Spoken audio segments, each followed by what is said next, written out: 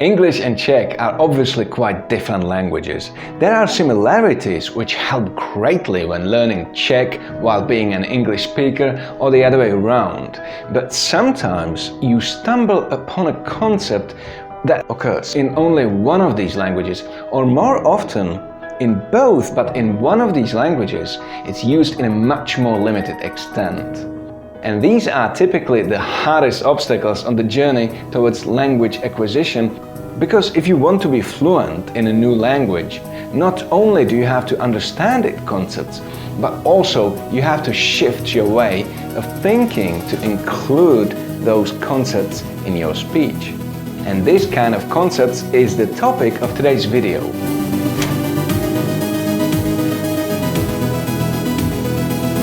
First on the list is a thing that exists in both languages. However, in Czech it is much more complicated and useful, and it's diminutives. When you see a cute little cat, you say in English, "Aw, what a cute kitty."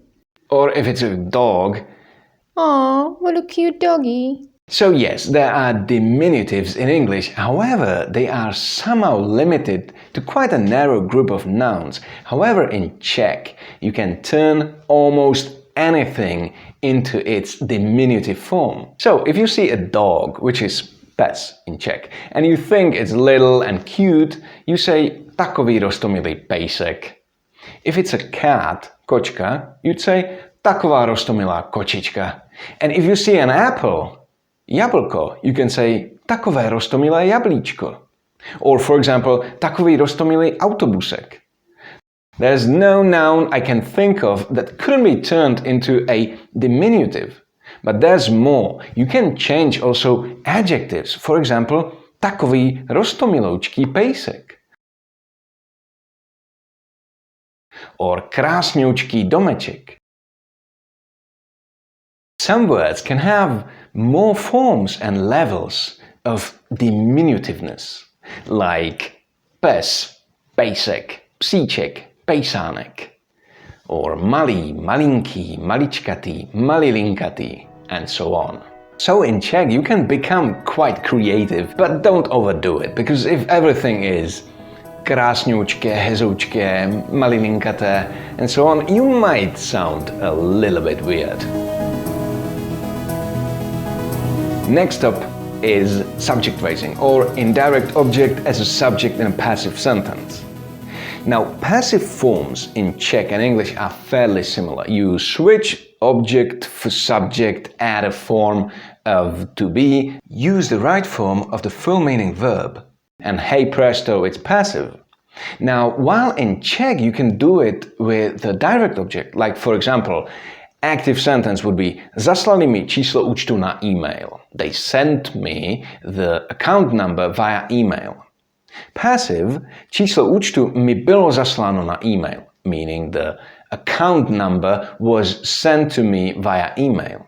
However, in English, you can do the same thing with the indirect object. So, I was sent the account number via email. In Czech, it would be impossible to create this structure.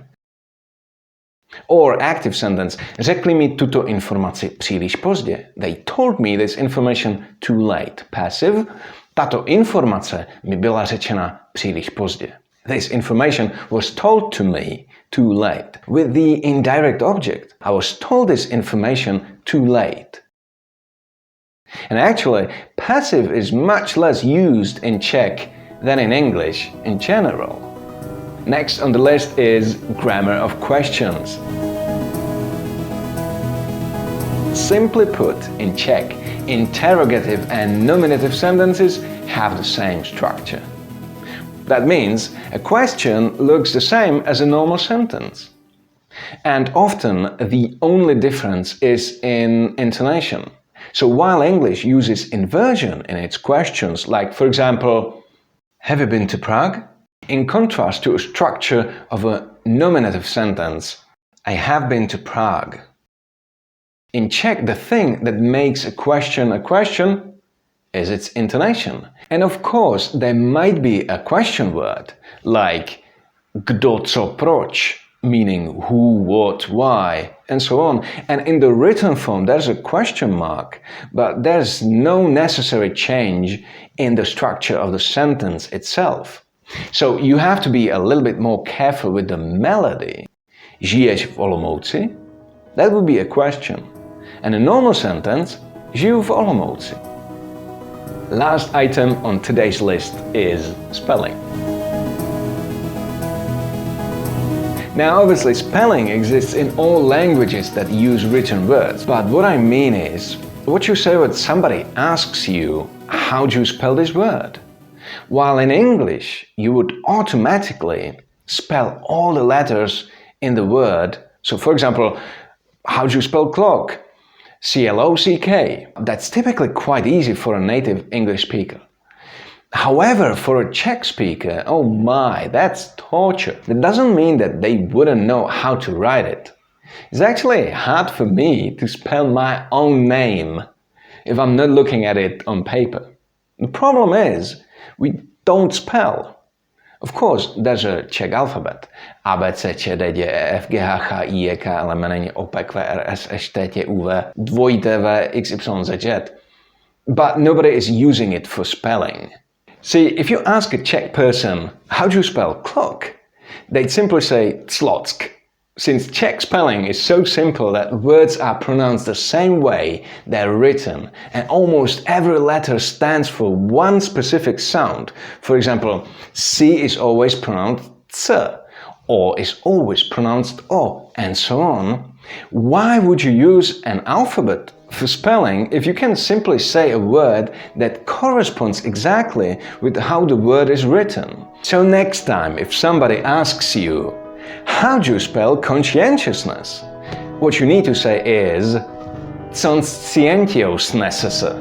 Alright, those were only 4 topics out of many, which means that we'll have to talk about the others in other videos. I hope you liked this one. I hope it helped you understand Czech and English a little bit more. If you did, hit the like button and subscribe, and have a look at other videos that we have here about these lovely languages.